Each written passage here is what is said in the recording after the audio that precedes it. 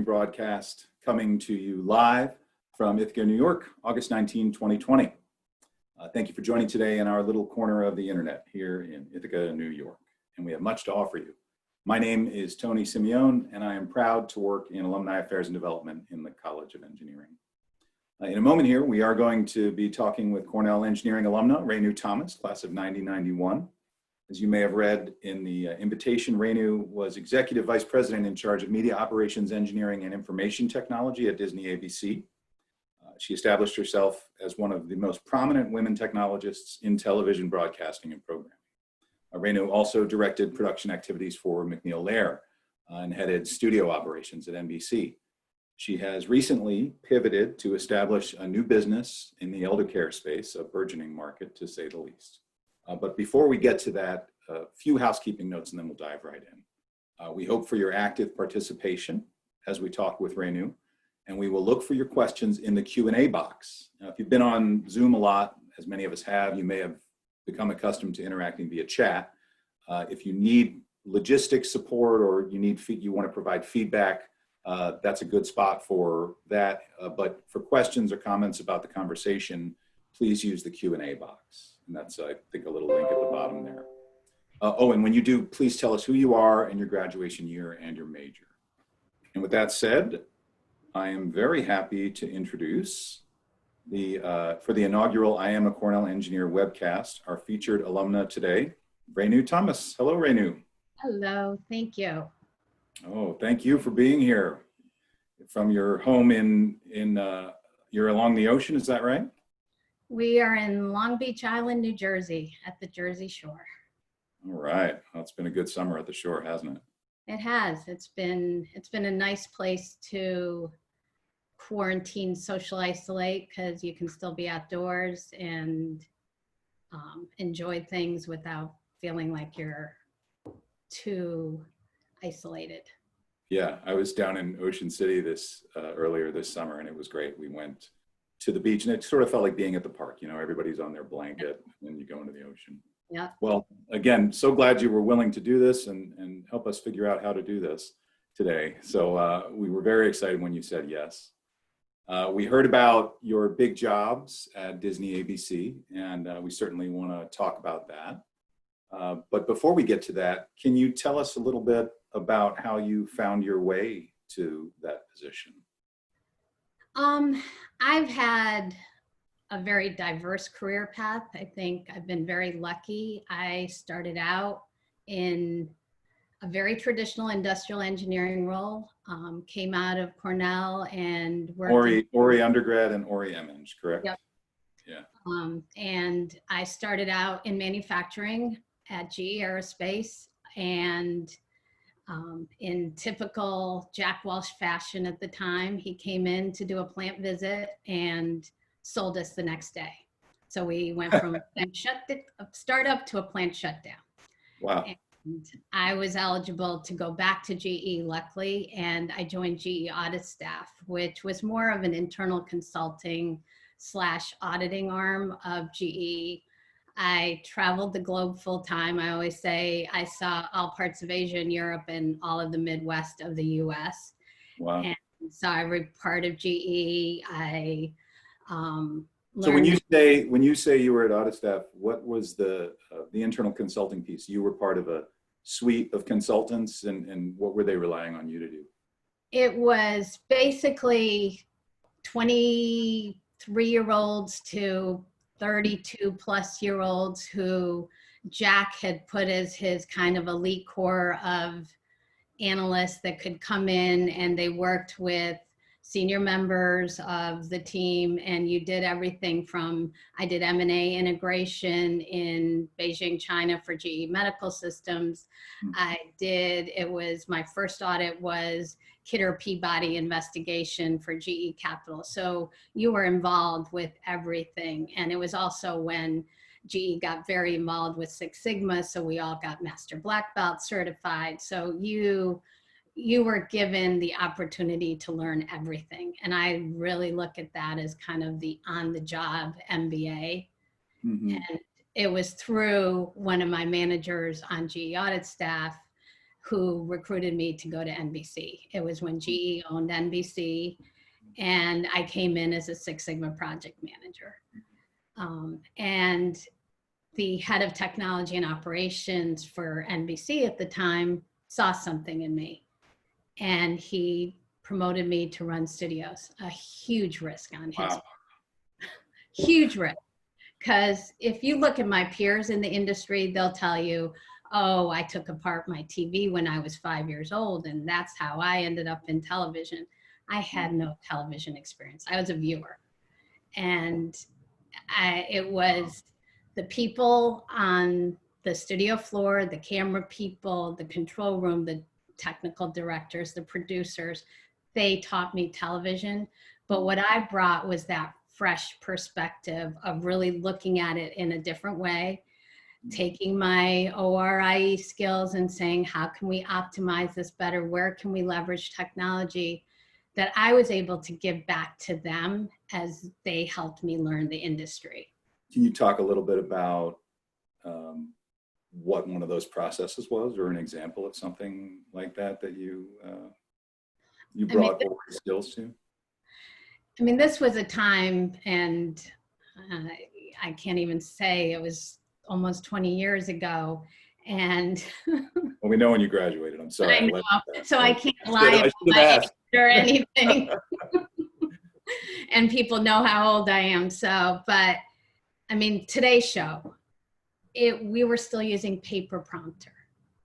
And it was when Katie Couric was on the show, and people were literally taking paper and putting it on a, like, one of those old, I'm blanking out, what they overhead projector type things. Oh my gosh, that was how they were getting their prompting notes. They didn't even have a scrolling. And that's how Katie was used to it, and it was just, we got to change this. And you look at how much it's evolved, but I'll never forget, it was the blackout of 2002. We were so happy that we had evolved from her old style prompter operator to a automated prompter system. So it was things like that, just looking at things and saying, why are we still doing this? And I think it really, broadcasting and television, especially during the years I was there, it's evolved a lot, and it really is technology that drives it. But you've got these creatives who say, this is the way television's always been done, and you're going to hurt my creative process if you adjust something. Sure. I heard you call yourself a viewer. Thinking about the technology and the creativity intersecting, is the viewer experience really the primary conversation that you're having? It's the viewer experience, it's the content, it's the ratings, it's all of that. But it really, for that studio exec, it's their content. It is their baby. And I always say, you know, especially with studio execs and creatives, they drive up in their Tesla. They use their Nest at home. They use their iPhone for everything. But the minute you talk to them about leveraging technology in their processes and how they create their content, their eyes glaze over and they're terrified. So you really have to show, how can I get you more airtime, or how can you be able to create more content, because we're taking out of the kind of the back end processes that the viewer doesn't see. How can we put it in that front facing process? And I hear you thinking like an executive, because you're starting to talk about how you would manage personalities and personality types. So you were there, and that was your first, was that part of your first big job at NBC? Yeah, that was my first entree into television. But I have to say that manager who put me in the role had confidence in me, but I didn't have the confidence. I think in my mind, I had that imposter syndrome of, I'm not a television person. Am I the right person to be in this? And it wasn't until I got to McNeil Lehrer and ran operations for them that I gained my own confidence. And there's nothing like TV in a nonprofit environment that forces you to figure it out and learn it as quickly as possible. And that's when I really learned television. And I always tell people I took that lateral move and it was the best thing I ever did. And I know a lot of people always think, I'm not going to take that lateral position. It's the same thing I'm doing. But how it evolves, and for me, it was life-changing. Wow. What was it? What, I mean, you mentioned the breadth of exposure, I guess. You sort of had a lot more to handle as a single person or a smaller team. You had a smaller team. When you're working at a place like NBC or Disney, ABC, you've got teams, you've got lots of maintenance engineers, electrical engineers, you have IT people. You just call that person and they'll come fix it. When you're dealing with a small place like McNeil-Lehrer, where the budgets are limited and the people are limited, you figure it out and you gain that skill set really quickly. And it really helped me because I really didn't think I fit in as a television person. So it sounds like that prepared you for your next big move. But before we get to that, I wonder if we can walk back a little bit and talk about your Cornell experience. It's interesting to think about yourself at 18 years old, making the decision to come to Cornell, looking back at that person, which you still are, but the perspective you had on the world at that time. What made you choose Cornell, and what was right about it, I guess? What did it do for you? Well, my dad got into the Cornell Hotel School, couldn't afford to come. And so for me, Cornell was his dream as much as my dream.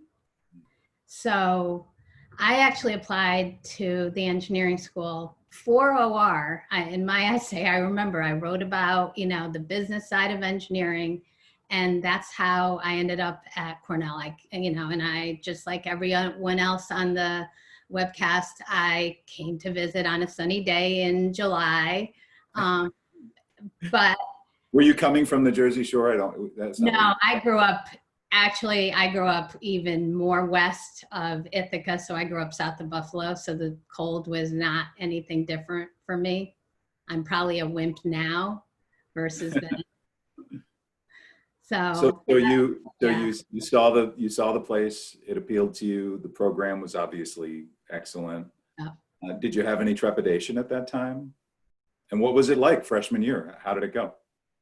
I mean, freshman engineering, we've all been through it. It's, I think one of the great parts of Cornell engineering is that all the engineers go through those first 2 years of these are the core classes.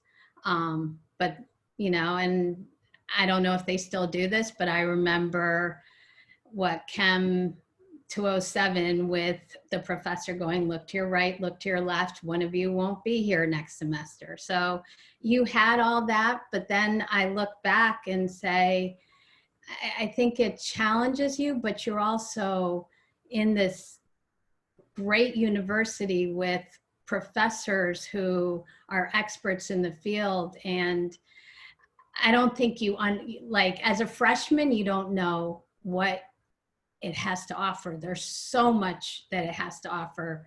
And you get bogged down with, I got to get through that problem set. I got to get through those prelims. But my best friends are still people I met freshman year. You've gotten to watch each other grow and take the educations you received at Cornell and move out into the world. What was the most important class to you as an undergrad? And I want to ask about your MEng too. I think for me, the linear programming optimization classes that OR had freshman year, I used that throughout my career. I mean, I am a process person, and some people may say that I actually use that for my personal life way too much. Does your husband feel a little process managed sometimes? I think my husband does. I think there have been times when my best friend, who's also in OR, we've gone on vacation with other friends, and it's like, this is how we're going to do the bagel run in the morning. So. I think everybody who has an engineer in their personal life can relate to that, even other engineers. Although I guess for other engineers, it might be more about their major. So when you came to the end of 4 years at Cornell and you decided to stay on, were you on for another full year, or was it a 6-month, was it another full year? Yeah. And tell me about your MEng experience. I think that was just such a great culmination of, you have that 4 years of theoretical work that you've been through, but then you go into the MEng year and the group projects, the presentations, and just having to really be a precursor to the real world. I mean, working in cross-functional teams and being able to present those technical ideas, you don't think that when you're sitting in a theoretical class, but that MEng year really prepares you for that. And I think I'm so glad I did it. Mm-hmm. And when you, I want to stay with Cornell, but when you came out and got your first job at GE Aerospace, and that was in Pennsylvania, we talked a little bit ahead. It was in New Jersey. It was in Bridgeport, New Jersey. So you came out and you really saw a difference. This is what I've heard about Cornell engineers in general, but MEng in particular, that they hit the ground running, ready to contribute at a different level. Yeah, it was.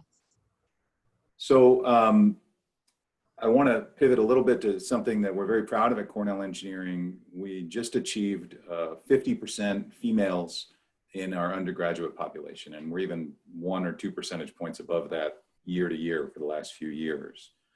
I wanted to ask about your perspective on that and your experience as a female who matriculated in 1986. I mean, every time I hear about the increasing numbers, I'm really happy to hear that. I think both at Cornell and across the country. When I started, there were a limited number of females, but I think OR had more than some of the other disciplines. That's right, yeah. I think we need to continue encouraging little girls, and especially as they continue in their junior high school year, to go into engineering. It's that there is no typical engineer, especially typical female engineer. You can be a girly girl who loves shoes and sports, or you can love Star Wars or Star Trek, and there's so many career paths you can take out of it. I think it's great that we're increasing the numbers at the college levels. What concerns me is we still have females that drop off that technical track when they go into the workforce. And that's something with the right mentorship and role models, we need to increase those numbers. So what do you think that looks like, the right mentorship and role models? Because you've been with a couple of big companies, and I'm wondering if they actually had programming like that.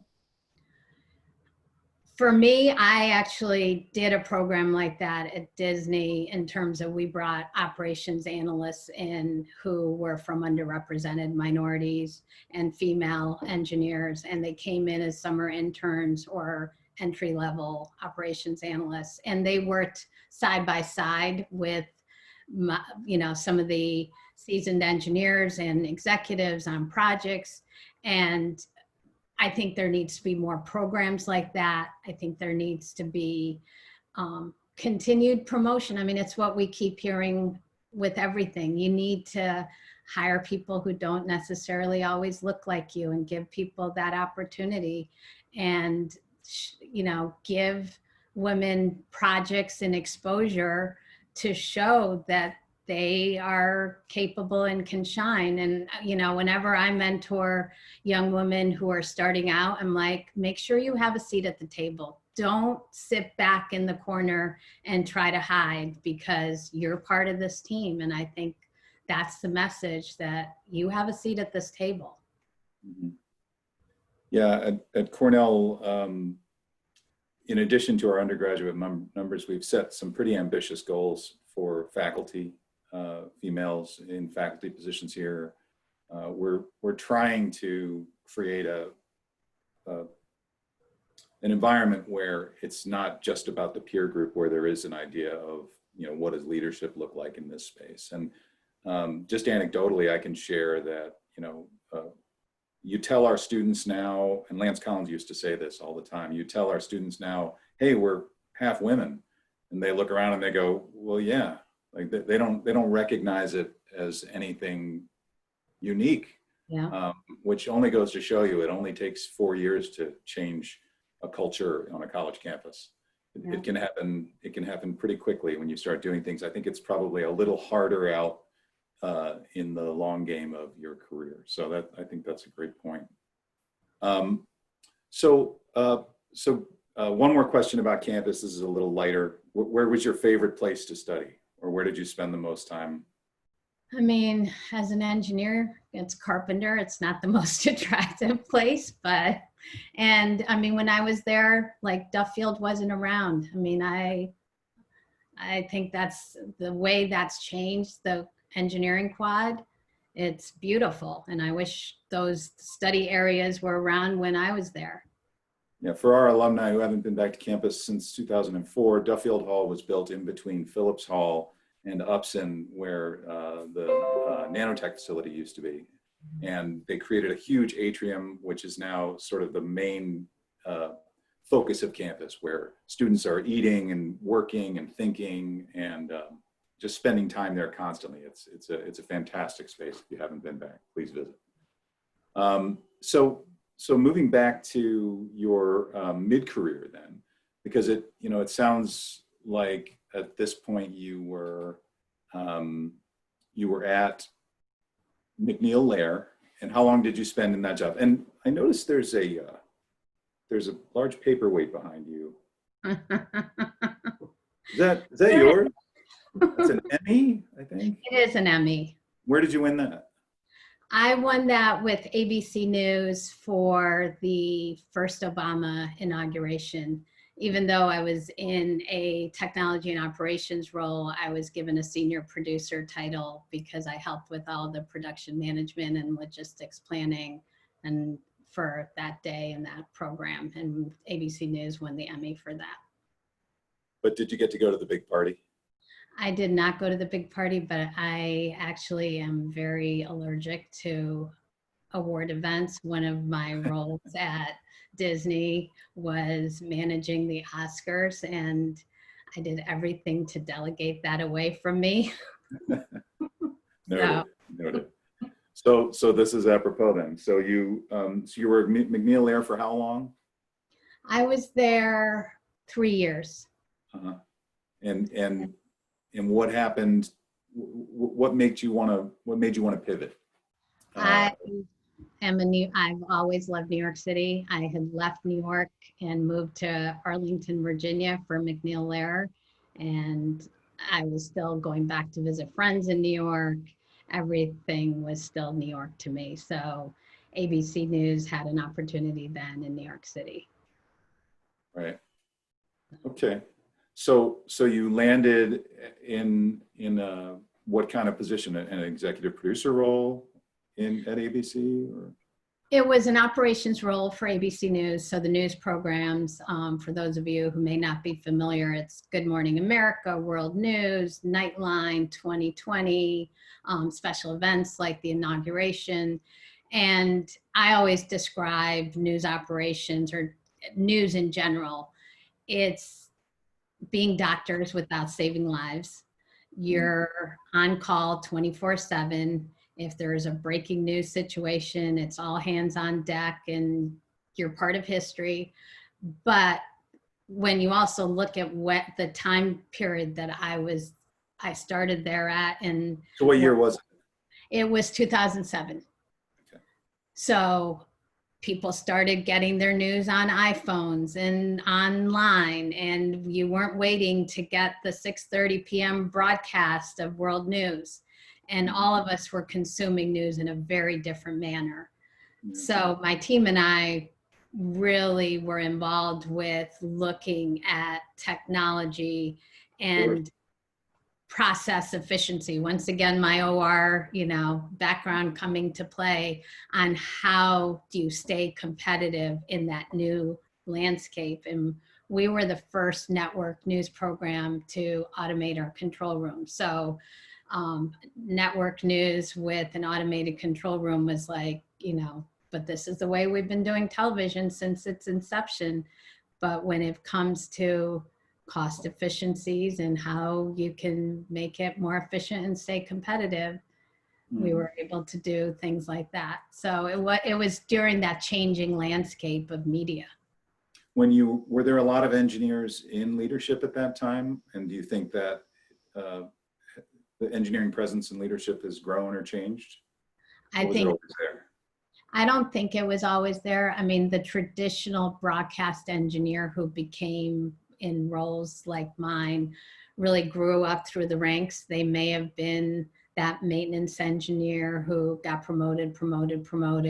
I think now when you see the Amazons, the Netflix, the Apples all in that media landscape, they have the engineering talent. And I think the broadcast networks are also realizing that you need that kind of perspective training. And it's software now. It used to be tape machines and very hardware driven that you could fix with a screwdriver. That's not the case anymore. Yeah. Interesting point. We have a question from Oluwatisi Alatisi, excuse me if I've said that wrong. Alatise, which skills from engineering were most impactful for your career? Oh, Oluwatisi. Okay, I think we've met. She's a current undergrad class of 2023. So thinking about that made me want to bring that question up. One of the things Professor Muckstad, when I graduated with my MEng, I'll never forget him telling me, Renu, interpersonal skills are just as important as your technical skills. And I think especially in that media environment, it was so important because you can be the smartest technologist and have the best ideas in the world, but if you can't sell that to the non-engineer, it's just going to go either sit in a corner and never get used, or people will not listen to you. And I that's a mantra I have used throughout my career. It's something I share when I mentor people. And I think engineering gives you that critical thinking and problem solving that hands to none you can use in any career. But you need the interpersonal skills and that communication skill to really make an impact. Dan Liu, class of 91, asked about if you wish there had been a class you had taken at Cornell, but did not, that would have helped you in your career or personal life. It's from what you said earlier, it sounds like your MEng was integral, and your Jack Muckstad was the head of the MEng program in Ori at the time that Renu took it. Sounds like that was pivotal to the interpersonal skill set that you picked up. Were there any classes that you look back and wish you'd taken? I mean, as an engineer, you always, complain, I can't take wines because my schedule doesn't allow it. But I think for me, the MEng year really kind of brought things that I needed. Yeah. Jerry Jensen, BS 69, MEng 71, says, such a wonderful interview. What a changing composition of student population over 50 years. We only had 7 women in the entire college in 1965 when she matriculated. Her question, do you think presentation skills are important to emphasize in education to sell ideas? Let's read that again. Do you think presentation skills are important to emphasize in education? Okay. To sell ideas. I think you may be answering that question. Yeah, I think yeah, go ahead. No, I think it's, it's something every engineer needs to remember and get trained on. So since you worked for GE in the 90s, this is from Beth McClurg, you've probably followed it since then. Why do you think GE is doing the way it's doing? That's not Beth's language. I'll use my language. Did you see things in the 90s that foretold its decline, and is that why you left? Oh, great question, Beth. These are Cornell engineers. Boy, if you don't give them a problem to solve, they'll find one. You know, I always say I was trained during the Jack Welch era, and I will always be, GE is in my heart because that's my first job, and it saddens me every time I hear about GE's downfall and I look at that stock price. And luckily I got out of most of that, but I left, 2001, I was at NBC, so I was still part of the GE NBC when Immel took over, but I had left to go to McNeil Lehrer and on Right. to Disney ABC. But it saddens me because it was the best company. Yeah, it was a powerful place. Did you have much interaction with Jack Welch? Just in terms of, GE audit staff, he would come. We had conferences every 4 months and he would come speak to us, or if, especially with the Kidder Peabody disposition, he was there where we did presentations. But I mean, I heard he would ask pretty incisive questions in presentations. He would just sort of stop it and go, "What about this?" Did he do that to you ever? he did not do that with me, but I actually had someone who was not so insightful in his answer, and I witnessed that. It was not.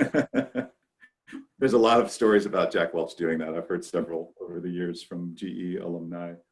So we'll come back to alumni questions in a moment. Thank you all so much for contributing. That was we got some great stories out of those questions.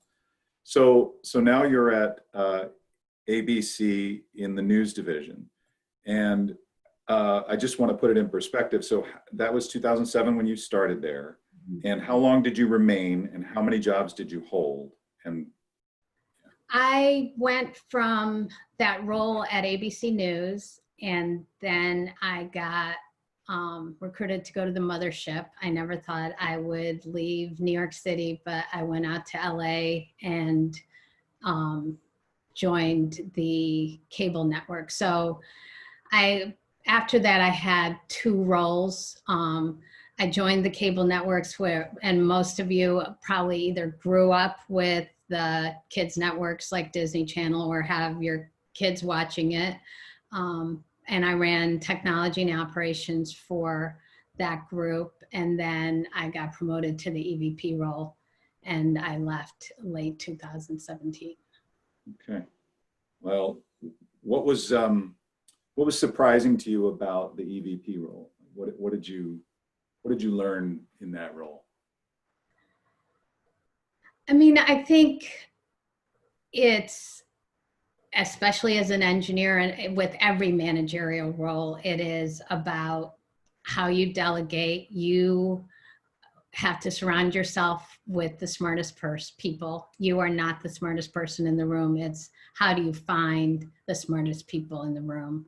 And it's also about things like diversity and making sure you are creating an environment for people to succeed and learn. And at the end of the day, when I left Disney, I felt like I left it in a better place than when I arrived. And I think that's, I love hearing stories about people who worked with me, and I still, get either emails or will get on the phone with folks who were either a summer intern with me or were in other positions, and just hearing about their success.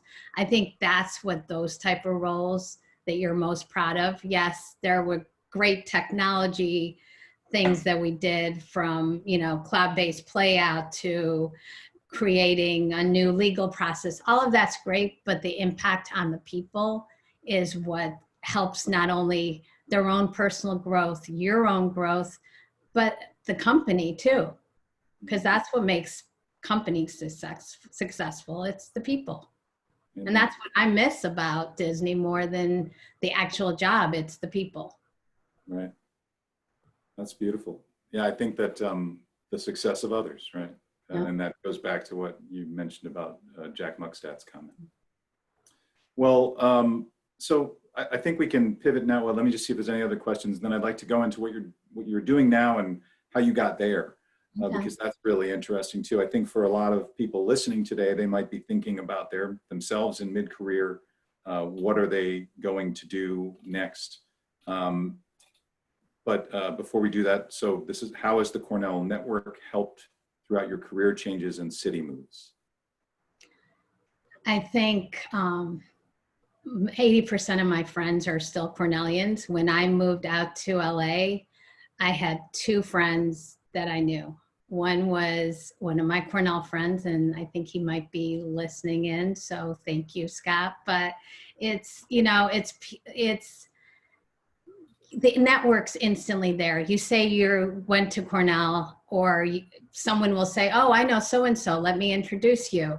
And that's huge.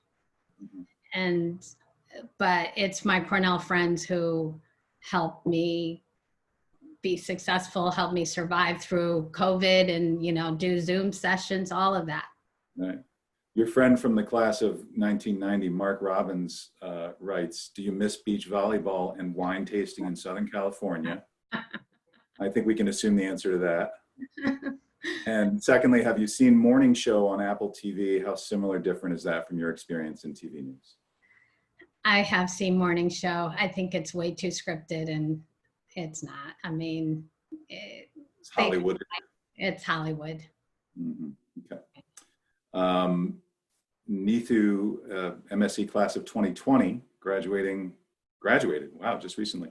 How did you decide on next career move right for when there were different options? Okay, that's a good one, especially since you started from a different sector.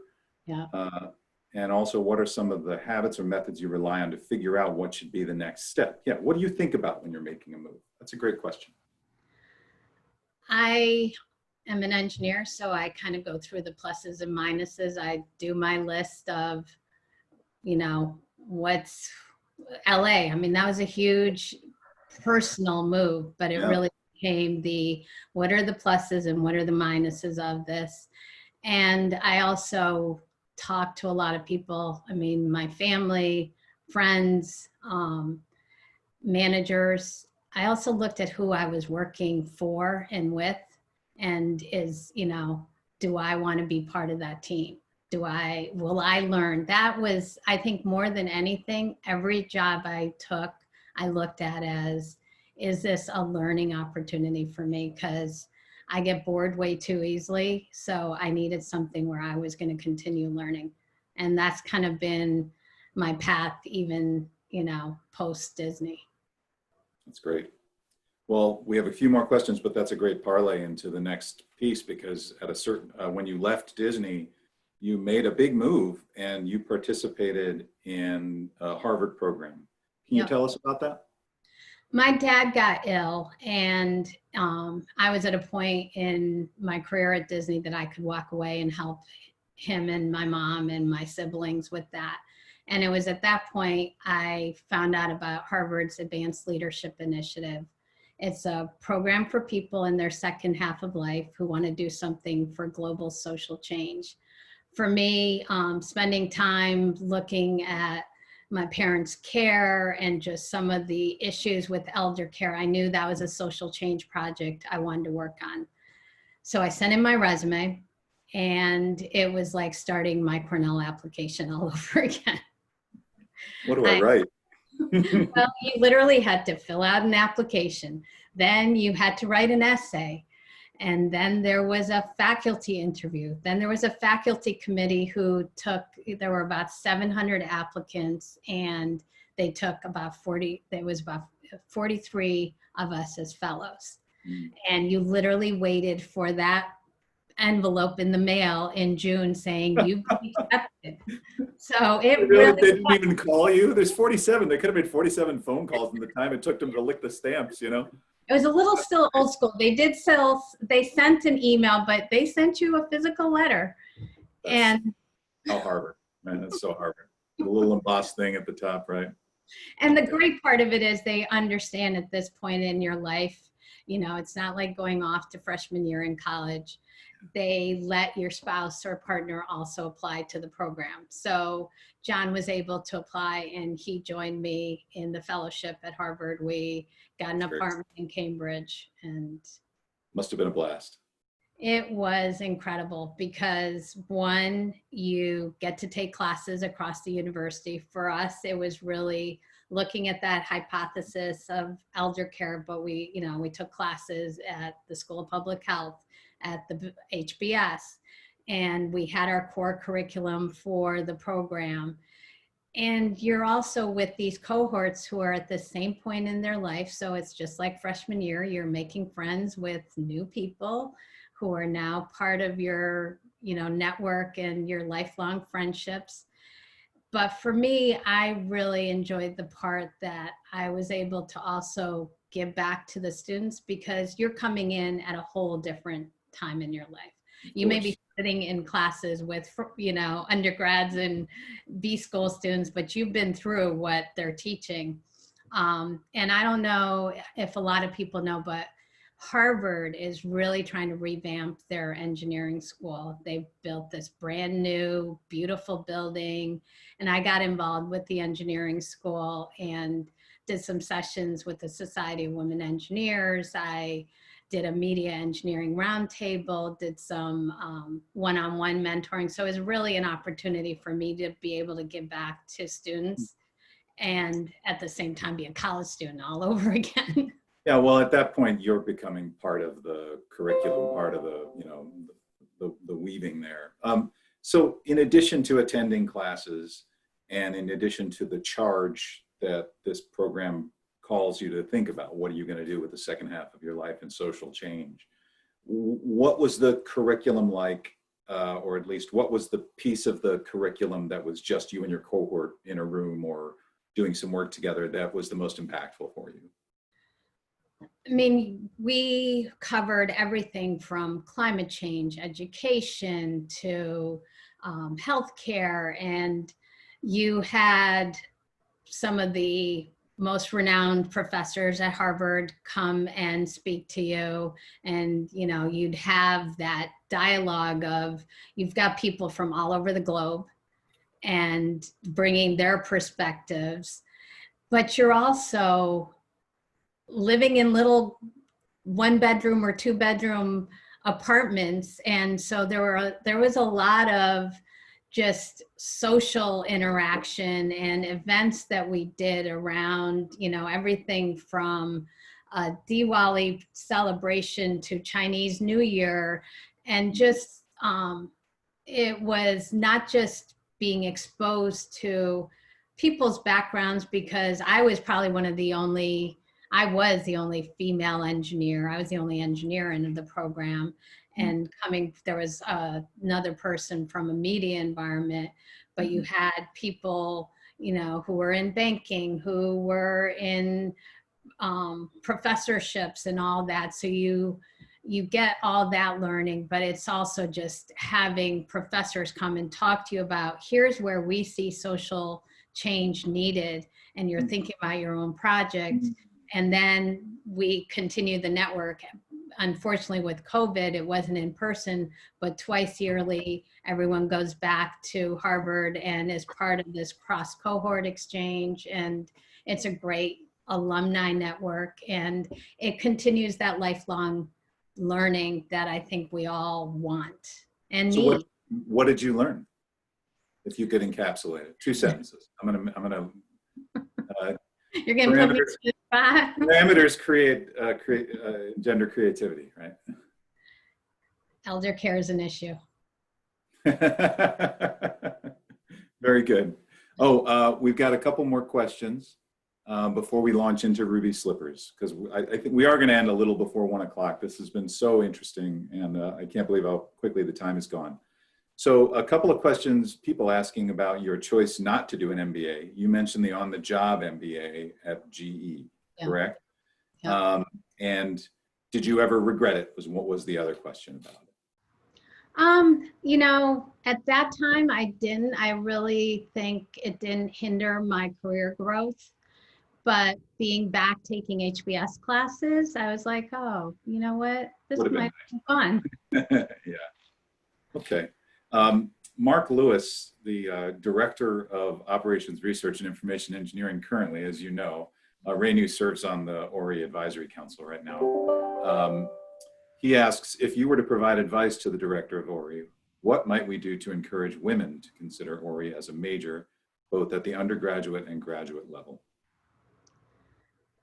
I mean, for me, I think ORI is a program that provides the skill set, like I said before, the critical thinking skills and everything in terms of that engineering skill set, but it also has that soft skill set that you can use in any career, any field. I really think an OR can go into any business and can make an impact. And I think that's what sells it. That's how I tell people. I think Mark's gonna get a clip of you saying that and just broadcast it throughout Rhodes Hall for the next semester, is my guess. AJ Malhotra, excuse me, AJ, says, I think Renu's comment about being able to effectively speak and present to non-engineers is absolutely key, 100%. I started in engineering at Intel and rose to be a marketing exec, and the executive who took me under his wing said my real skill wasn't engineering, but that I was a geek who could speak. That's true. The question is, Renu, did the alumni network facilitate your corporate success? Oh, we already covered that. But that's it. Oh, the name of the Harvard program, Malia is asking, is the Advanced Leadership Initiative. Is that right? Okay. And if you just Google Renu and Harvard, you'll find her a brief bio. It's not even a bio, it's a snippet about her. Lex Sivakumar, oh, sorry, this thing just, from BS Ori 2015 said, did you think about, oh, that was the MBA program. Okay. Well, let's pivot into your current initiative. So you came out of ALI with a big idea and a new perspective and a new network of other people trying to make a difference. Mm-hmm. And what are you trying to do? So, as I mentioned before, my dad got ill, and it was at that point that my family and I started looking at how do we find the right home health care? Where do we find transportation when one of us isn't around? How do we modify a home for a wheelchair, a walker, and so on and so on? And the internet was the wild, wild west. The primary care physician didn't have the time for us. And when you look at those wraparound medical services, those non-medical services that people need to age in place, they're so fragmented and siloed. And you're in this crisis situation trying to figure out how do I find this help? And I'm sure many of the people in the audience have either felt this or experienced it or know of people who have. You're suddenly part of this club and you feel all alone. And we're trying to help other families not go through this. If you look at the numbers, there's 10,000 baby boomers who turn 65 every single day in the US. 70% of them will need some sort of assistance as they age. Ruby Slippers wants to be that localized, consolidated resource to help families and seniors so they can age in place. We want to do it with dignity and independence for the senior. And what better person to help solve such a complicated issue than a Cornell engineer? Amen. Well, yeah, as you were, even the way you frame the case statement for the business, I can hear your background coming out. And yet nothing prepares you for the rapid change of online platforms. Yeah. And the transient nature of your client base online.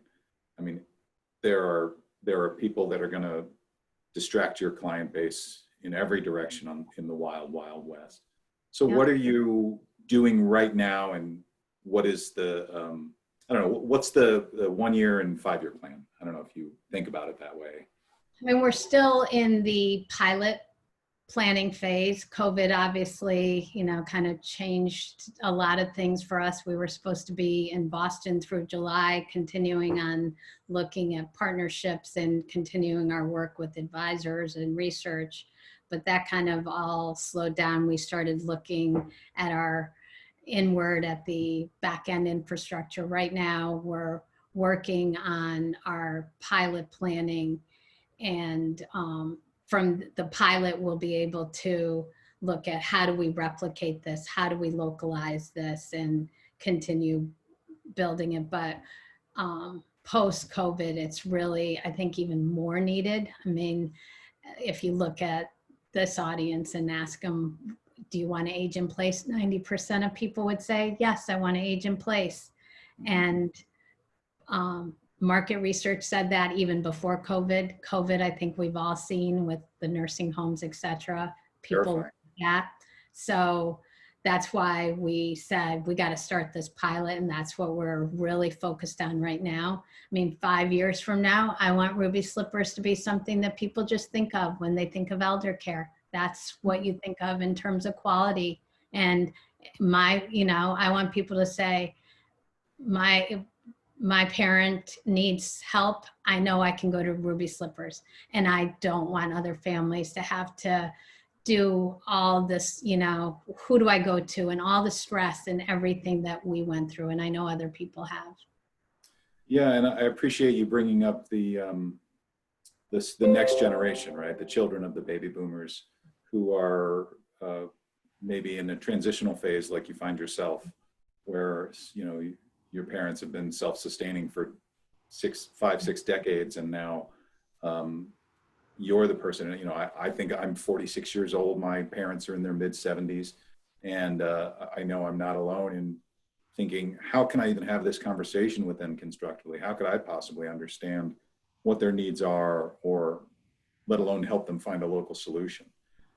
So it certainly feels like an opportunity that will have an interested audience. I am interested. So thank you for sharing that. And it sounds like it's, at some point you'll need a big launch, but good luck with beta testing. That's starting soon. Yeah, we're hoping by October. Okay, great. And that's like a 6-month phase. I mean, it's funny that kind of service piece is not exactly fast. It's not like buying something on Amazon. I mean, you need to look at it for months, I imagine, before you. And we have been, and it's continuing to look at what's local, but in terms of, we're at a national level. I mean, just like any other startup, we're looking at partners for financial commitment. We're looking at advisors who have expertise in specific areas that help our clients. Okay.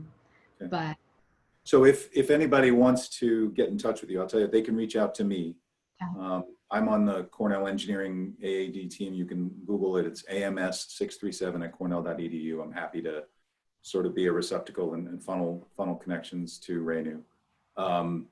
Someone asks specifically, we will not likely get to all the questions, it looks like.